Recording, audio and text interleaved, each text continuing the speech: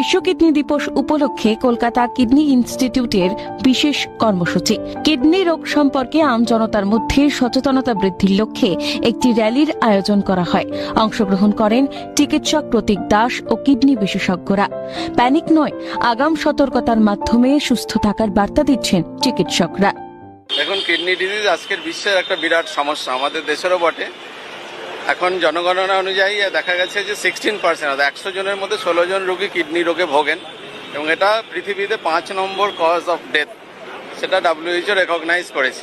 তো 8 জন end stage kidney পর্যায়ে যাওয়ার আগেই মারা যান, বাকিরা ডায়ালিসিসে যান বা ট্রান্সপ্লান্টেশন করেন। সেটা খুব জটিল চিকিৎসা পদ্ধতি, এবং সেটাও 1 থেকে 2 জন লোক, অর্থাৎ যতজন মানুষ তার 10 থেকে 15% লোকই হচ্ছে যে এই রোগের আলটিমেট চিকিৎসাটা অ্যাফোর্ড করতে পারেন। সো ফলে আমাদের যে বেশি কনসার্ন, এই অসুখটার মেন কারণ হচ্ছে ডায়াবেটিস আর হাইপারটেনশন। 50% রোগীর হাইপারটেনশন, ডায়াবেটিস, আর 25% রোগীর হচ্ছে হাইপারটেনশন।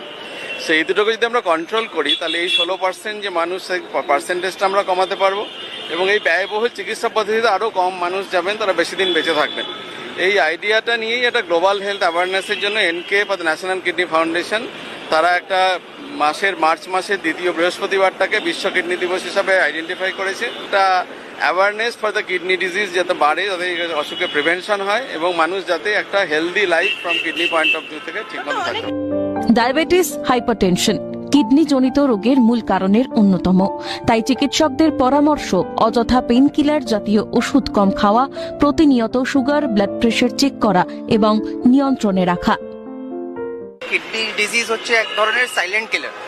তাদের আমাদের একটা হেলদি লাইফস্টাইল লিড করতে হবে। যাদের প্রেশার আছে, যাদের সুগার আছে, সেই জিনিসগুলোকে রেগুলার চেক আপে থাকতে হবে, কন্ট্রোল করতে হবে।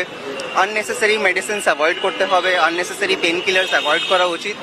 তো আমাদের র্যালির আজকে এই মেন উদ্দেশ্য যে সবাই একটু রেগুলার হেলথ চেক আপে থাকুক, রেগুলার হেলদি লাইফস্টাইল লিড করুক, আর রেগুলার যাদের প্রেশার সুগার আছে সেই জিনিসটাকে কন্ট্রোল করে রাখা। পিরিয়ডিক চেক আপ করা, এবং হচ্ছে যে আমাদের ডেলি লাইফের যে লাইফস্টাইল মেনটেন করা, যেমন ডায়াবেটিসের কেয়ার রাখা, যারা ডায়াবেটিক পেশেন্ট, যারা হাইপারটেনসিভ পেশেন্ট, যাদের ব্লাড প্রেশার আছে, তাদের ব্লাড প্রেশারের কন্ট্রোল রাখা। এই র্যালিতে পা মিলিয়েছিলেন 50-এরও বেশি কিডনিজনিত রোগকে জয় করা মানুষ। উপস্থিত ছিলেন আমন্ত্রিত বহুজন। সচেতনতামূলক কাটআউট নিয়ে পদযাত্রায় অংশ নেন তারা। এই মারণ রোগকে জয় করার বার্তা দিয়েছেন তারা। এই মুহূর্তে তখন আমার ডক্টর প্রতীক দাস স্যারের উপায় ছিল না। আমার প্রতীক দাসের সঙ্গে স্যারের সঙ্গে দেখা করলাম। স্যার বললো যে আপনাকে এই মুহূর্তে ডায়ালিসিস শুরু করতেই হবে, নইলে আপনি বাঁচবেন না। এবং আমি যখন ডায়ালিসিস শুরু করলাম গলায় চ্যানেল করে, তারপরে আমার হাতে চ্যানেল করেছে, এবং দীর্ঘদিন আমি প্রায় 2.5 থেকে 3 বছর আমি ডায়ালিসিস করে বেঁচেছিলাম। ডায়ালিসিস করে বেঁচে থাকার পর তখন উনি বলছেন যে এটা তো লাইফ না, টেম্পোরারি, আপনি ট্রান্সপ্ল্যান্ট করে নিন। তখন আমি ট্রান্সপ্ল্যান্ট করার দিকে গেলাম, এবং আমি ট্রান্সপ্ল্যান্ট করে এখন এই মুহূর্তে 11 বছর আমি ভালো আছি। এবং আমাদের এই ট্রান্সপ্ল্যান্টের আমারই জানাশোনা এরকম আছে 25 বছর, 27 বছর স্কুল টিচার, এবং আমাদের সঙ্গেই আছেন অশোক মিত্র, উনি 16 বছর ধরে ট্রান্সপ্ল্যান্ট করে ভালো আছেন। সবই এই স্যারেরই পেশেন্ট, এবং এই স্যারই আমাদের কাছে ঈশ্বর, স্যারই আমাদের ভগবান। কিডনি ট্রান্সপ্ল্যান্ট করলে পরে ভালো থাকবেন, সুস্থ থাকবেন, এবং নর্মাল লাইফ লিড করবেন, একদমই নর্মাল লাইফ। প্রথম পর্যায়ের যখন ধরা পড়বে কোনো কিডনির সমস্যা হচ্ছে, সেক্ষেত্রে যদি চিকিৎসকদের পরামর্শ নিয়ে চলা যায়, তাহলে সুস্থ থাকবেন, কোনো প্যানিক না করে স্বাভাবিক জীবনযাপন করবেন, এমনই বার্তা দিলেন।